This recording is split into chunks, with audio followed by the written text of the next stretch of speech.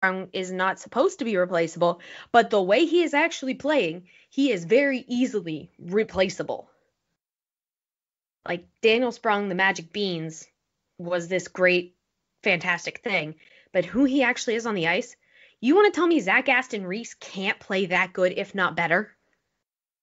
Yeah. Yeah. It's...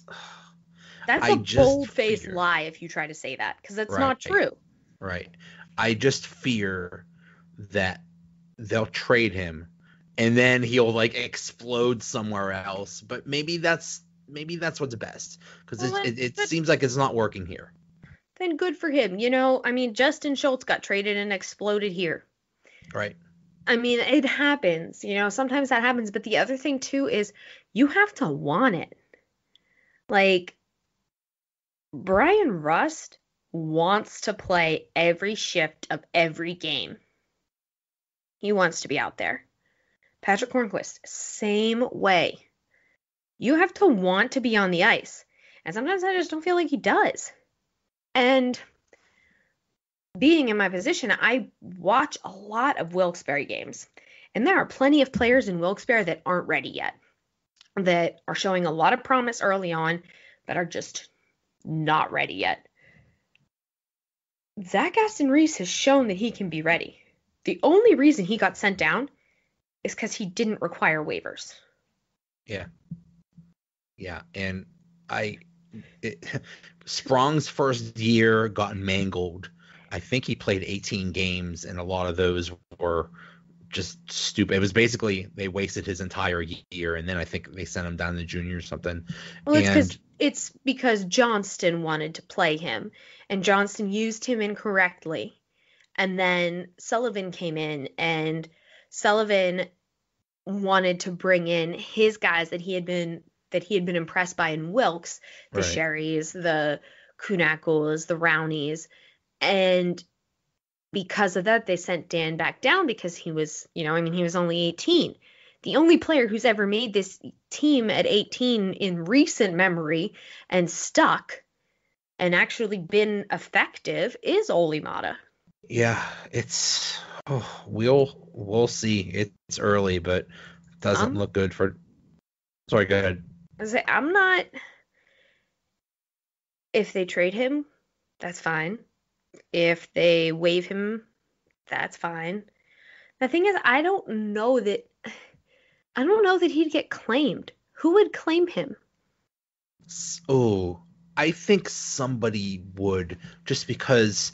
I mean, or maybe that's just Penguins fans wishful thinking, but I thought he was considered like a top prospect, and anytime there was a trade, a trade rumor, it was always, the other team wants Sprong, but we never do that. We never give him up, and now he might just be waived or something.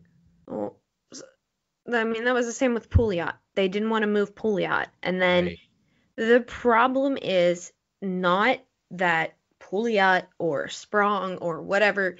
It has so much of, after you're drafted or signed as a free agent, so much of it has to do with the person. And the thing is that Daniel Sprong has yet to prove to so many of us that he even wants to be here. Yeah.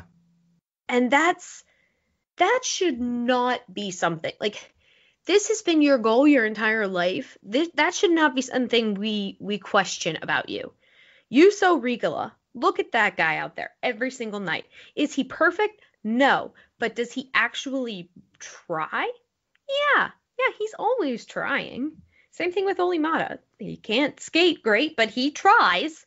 Bless his soul. I love him. I want him to do better. He's not doing so great. Jack Johnson had a bad game. Oof. Well, Jack Johnson is bad. Like Jack Johnson is bad. Olli Maatta is still at an age where you're like, are you bad? Are you like broken because you were injured so much as a young player, which is completely plausible.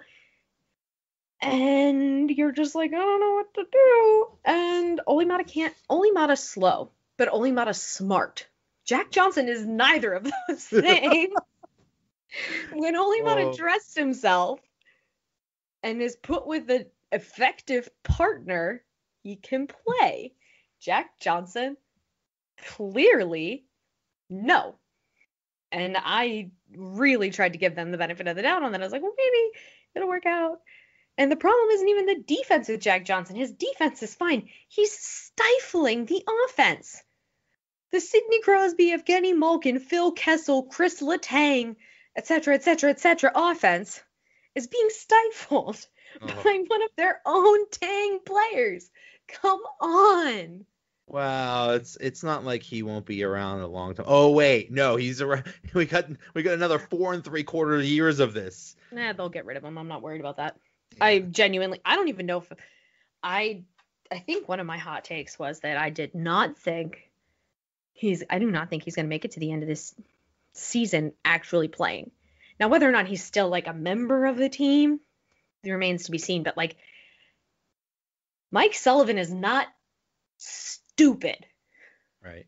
Like, he is, for my money, one of the best coaches in the NHL right now. Well, that's one thing about Rutherford.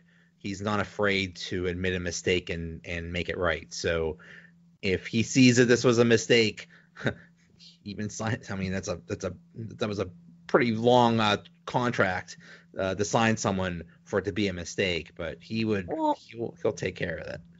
They signed him to the length they did, probably because somebody else wanted him. Right. They should have just let the other person have him. But and the thing is that I don't think that Jack Johnson can't play in the NHL. When I say he can't skate and he can't think, I mean he can't skate and he can't think at the speed of the Pittsburgh Penguins Ice Hockey Club. Yeah. There is plenty of places, I think, in this league that he could be an effective middle pairing defenseman if given correct start times and deployed in a effective system. You put him in a system like the one Boucher is running, he'll be fine. You put him in a system like, well, the one that Claude Julien's starting to carve out for Montreal, he'd be fine. The Penguins run and gun. That's the whole crux of the way their team plays. And he can't do it. And the thing with Mata is he also can't skate fast, but when he's on his game, as he was at times last year and towards the end of the second cup run, he can think himself out of the way that he can't move. And that's important. And he played an important role on one of the Hornquist goals last night because he can play effective defense. You just don't ask him to be the first guy back. Like, you need to put him with a guy who can skate. That's it. You can't put the two of them together. It's just no. The only pairing that I haven't hated and thought that looked absolutely horrific with Johnson on it, if I'm not mistaken, was the Ricola one. Him and Ricola was okay. And by okay, I mean not like fire drill bad. Do you think that Ruhwedel will play more? I would like to see Chad Ruhwedel in the next game. I don't know if that's wishful thinking, but I would like to see him because he's a right-handed defenseman, and we have two left-handed defensemen playing the right side. Now that, of course, I don't want them to take Alexiak out because, see, that's what I think they would do. They would automatically look to move Alexiak like they did the first time they played Yuso.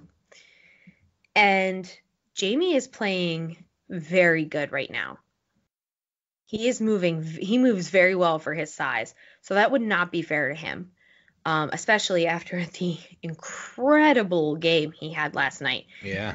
Stupid penalty aside, but like, 2 goals.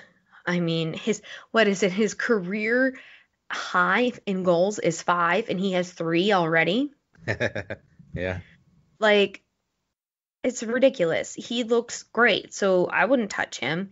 Yuso, I think, he's up and down, but he's adjusting, and he looks better than Jack Johnson. So there you go. That's all I need right now. And Chris Letang and Brian Dumoulin lead me to ask if we can clone them because they are bananas right now. Well, it's huge that Letang is back to his peak and not his little disaster of last year. So that's good. Yeah, well, you have to have your neck screwed back together. Sometimes 4 months just isn't enough. Right. Exactly. He has been incredible, and Brian Dumoulin is not getting enough attention in this league at all. Just at all. The two of them, the way they play together is special because they're like the perfect yin and yang. Dumoulin has really turned into a gem, which is great. He's somebody with the high potential that actually realized it, not like Pouliot. I actually didn't think he had. So for whenever they were both coming up through the system, I thought that the top 4 of the future was Mata, Letang, Dumoulin, and I forget who I had penciled in on the right, on the other side, maybe Niskanen at the time. And Brian Dumoulin he is incredible. He eats offenses for lunch sometimes, and it's just it's amazing. And he really started to come into his own when Sullivan came in. Yeah. And Gonchar. And he's one of those players that just works to be what he knows he can be, and he never gets attention. And if the NHL players go to the Olympics in Beijing and he doesn't make the team, that'll be a huge mistake. In my opinion. It's just one of those things that because he doesn't score a lot, so it's just he doesn't get a lot of attention. He's just he's Marc-Edouard Vlasic 2.0. There you go. And so that's okay.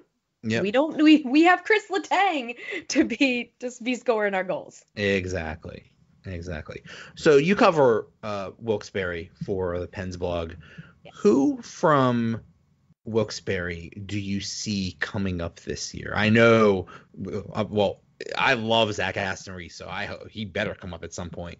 Well, Zach Aston-Reese will be back. He's only down there for now. He'd be fine. Yeah. I'm not worried about him, and he's looked fantastic. I've seen him play in person twice, and a few times I've watched him play on like the streaming system, and he looks fine. He at times looks too good to be down there, and that's what they need. That's what happened with Jake Gensel, and they can happen with him too. That's fine. The thing with Zach Aston-Reese, and it's part of the reason he's down there, is when he was in college, he scored a lot. When he came to the pros, he did not score nearly as much. So I feel like part of why they have him down there is because he's working on getting back to scoring more. And he scored in their first game, and he had a goal that was just ridiculous. Like, I literally wanted to apologize to the goalie for him.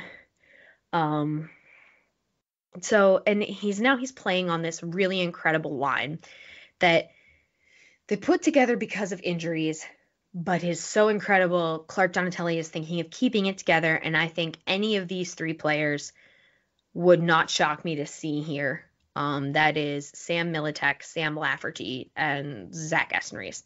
Both Militek and Lafferty are not the kind of players anybody expected to be in that position, and I really think that ideally both of them need more time in the AHL, but if there were some injuries, I could see them getting the call up.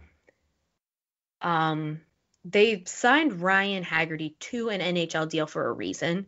He's injured right now, but they wouldn't sign him to a deal that would allow him to be recalled if they didn't intend on putting him on their short list for recalls. I will say, though, the player that I just